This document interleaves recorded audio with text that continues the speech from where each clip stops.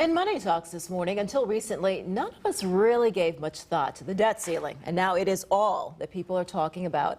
Edward Jones financial advisor Allison Gilman-Aquino is here with what it means for you. And it's so true. I don't remember this discussion being this way. We were just talking about the fact this is something, Kim, that's happened pretty much every year for the past decade. And raising the debt ceiling used to be something Congress and the president would do every so often, annually sometimes, to pay the government's bills.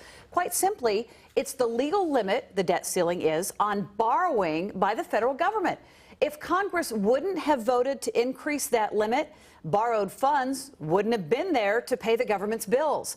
The U.S. would have been in the unprecedented position of defaulting on some of its debt, which, Kim, without question, whether you're Republican, Democrat, or independent, is a bad situation to be in. So now it's happened, but so many other things are affected and disrupted, things like the financial markets. Oh, yeah. I mean, look what happened the day that the Senate passed the measure and President Obama signed it. You know, the market had a tough day, closed down under the 12,000 mark. There is just simply a lot of volatility out there right now. Since we can't control what happens on Wall Street or in the nation's capital, we have to take it upon ourselves to control what we can, which is our reaction to what's going on and our emotions. And so right off the bat, you say, do not panic. Yeah, you got to kind of rein in your first initial fears, which is, oh my gosh, are we headed toward another recession, which is what some people are talking about. You really need to remember that you're making long-term investment decisions based on short-term financial results, if that's the way you go, not a good long-term strategy. The financial markets don't like uncertainty, and that's what we've had a big heap and dose of lately.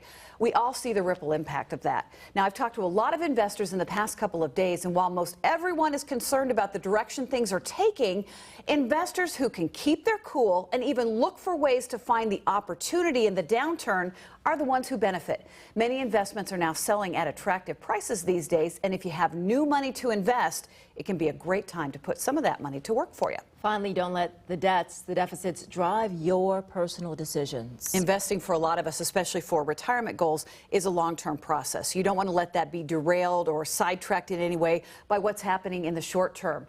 Congress and the president still have a lot of work to do to manage this country's debt burden. Raising the debt ceiling took care of that immediate funding issue, but the problem runs much, much deeper than that. When it comes to your investments, you need to make decisions based on your goals.